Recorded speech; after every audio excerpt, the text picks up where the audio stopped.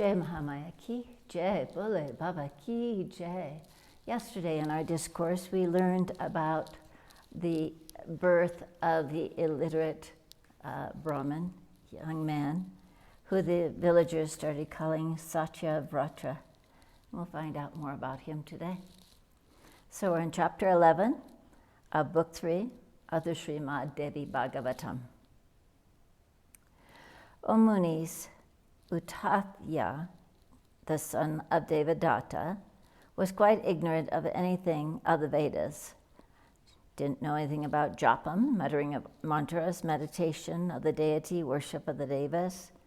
He didn't know anything about asana, posture, pranayama, withholding the breath by way of religious austerities, bhuta-sutti, purification of the elements of the body, mantra, a mystical formula regarding some deity, kilaka, chanting of a mantra to serve as a pin of protection, Gayatri, the famous mantra of Brahmins, rules of how to bathe, archmaniam, some sipping of water, of reciting mantras before worshiping,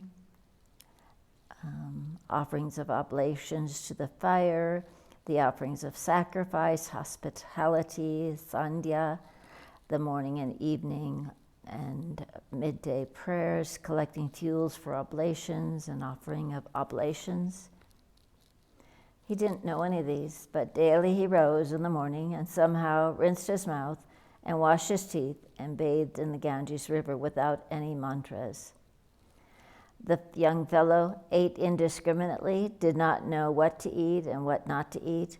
During the midday, he collected the fruits from the forest and used to eat them. But he always spoke truth while he stayed in that forest. Never did he say any untruth. The people of that place, seeing this, named him Satyavrata. Satyavrata did no good or bad to anybody.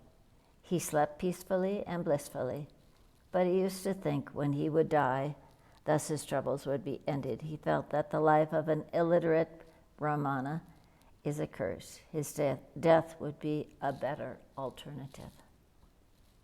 He used to think thus: fate has made me a fool. I do not find any other cause for it. Oh, I got this exceedingly good birth amongst men, but all this has been rendered in vain by fate.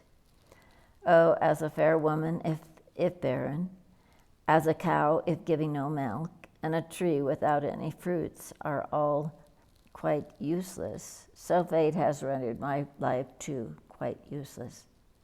Why am I cursing fate? This is all the fruits of my past karmas. In my previous life, I never wrote a book and presented it to a good Brahmin, hence I am illiterate in this birth.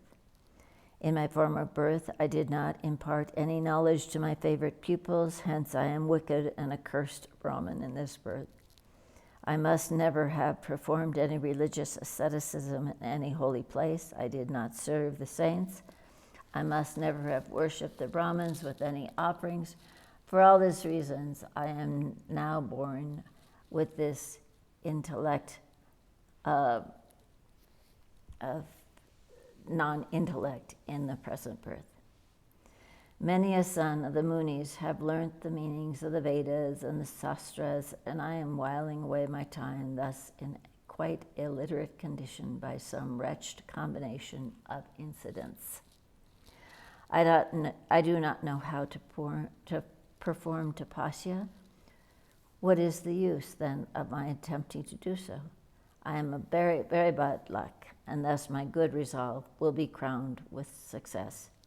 I consider fate to be the strongest of all. Fie on one's own prowess, for actions done with effort and hard labor are frustrated entirely by fate.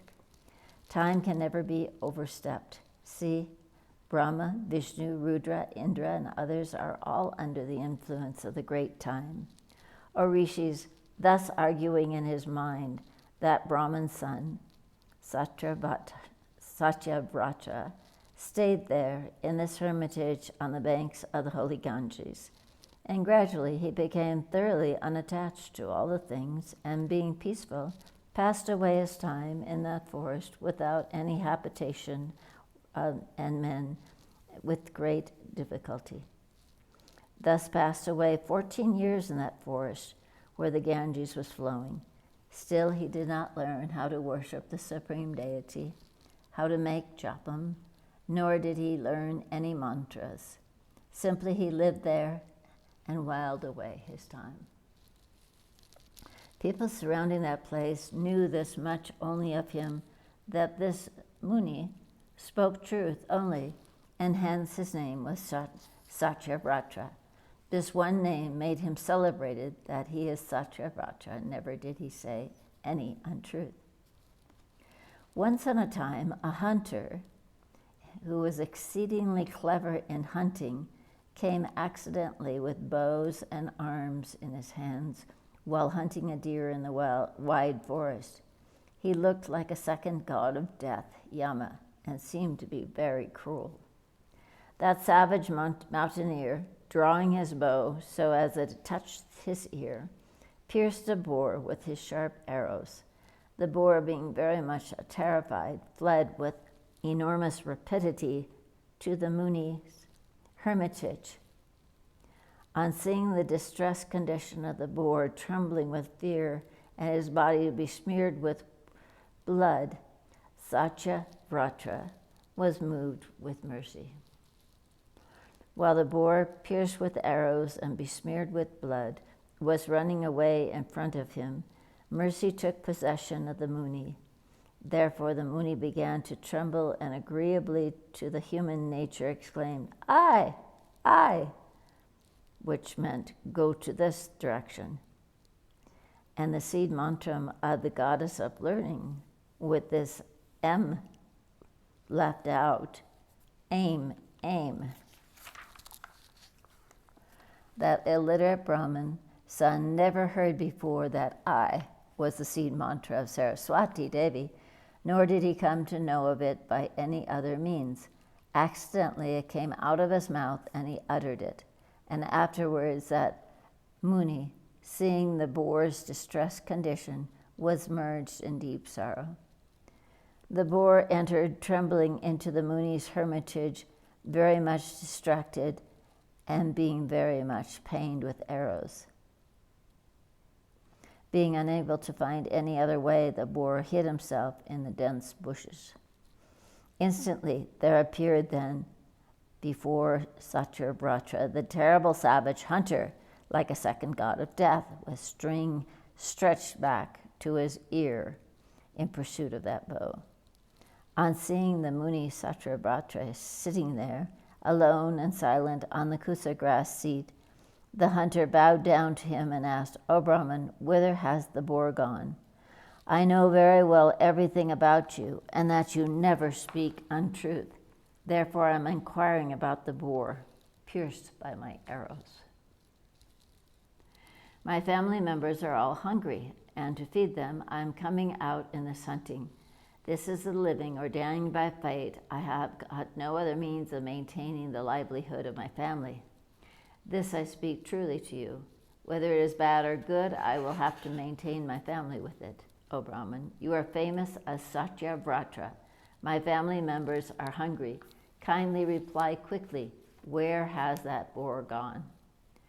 Thus asked by the hunter, Satyavrata was merged in an ocean of doubt. He began to argue, if I say I have not seen the boar, then my vow to speak the truth will certainly be broken. The boar struck with arrows has gone this way, it is true. How can I tell a lie? Again, this man is hungry and is therefore asking. He will instantly kill the boar no sooner he finds him. How then can I speak truth? Where speaking out the truth causes injury and the loss of lives, that truth is no truth at all. Moreover, even untruth, when tempered with mercy for the welfare of others, is recognized as truth. Really speaking, whatever leads to the welfare of all the beings in this world, that is truth, and everything else is not truth. Thus placed between the horns of a religious dilemma, what shall I do now so as to meet both the ends, to save the life of the boar, to do the welfare, as well as not to speak untruth. When Satyavrata saw the boars wounded by the arrow, the hunter, was moved to pity and uttered the seed mantra of the goddess of learning, I, without the last letter. And now the most auspicious goddess, on account of his uttering her seed mantra, was very pleased and gave him the knowledge difficult to be attained otherwise. The door of all his knowledge opened out at once, and he became at once instantly the seer, the poet, like the ancient Muni Valmiki.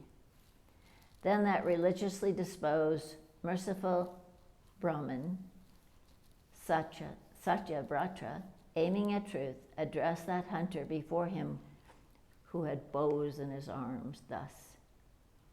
Satyavrata said, "That force which sees as witness never speaks, and that force which speaks never sees.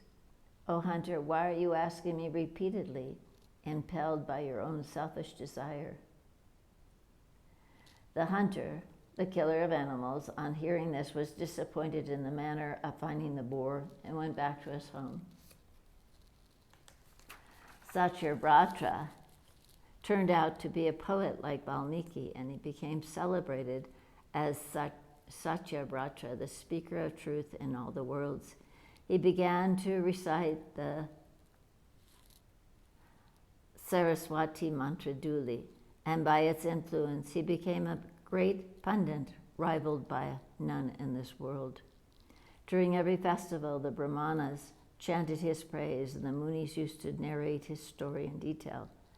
On hearing his fame spreading all around, his father Devadatta, who had forsook him before, recalled him to his home and took him again in his family with great honor and affection. Therefore, O king, you should always worship and serve that great goddess, the prime energy, the cause of this universe. O king, with due Vedic rites, you perform that sacrifice to that goddess, which will surely yield results at all times and all desires. I already spoke to you about this. That great goddess is known as Kamada, the giver of all desires, for she grants all desires when men with devotion remember her, worship her, and take her name, and meditate on her and eulogize her. Vedavyasa is now saying to the king, O king, the wise sages ought to see the persons diseased, distressed, hungry, those without any wealth, the hypocrite, the cheat, the afflicted, the sensual, the covetous, the incapable, always suffering from mental troubles. And again, those who are wealthy with their children and grandchildren, prosperous, healthy, with enjoyments, versed in the Vedas, literary, kings, heroes, those who command over many, those attended with relations and kinsmen and endowed with all good qualities. And then judge for yourselves that those people did not worship the goddess, and therefore they were suffering.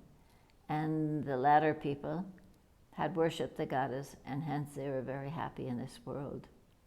Vedavyasa said, "Thus I heard from the mouth of the great Muni in the assembly of the sages the good merits of the great goddess Saraswati.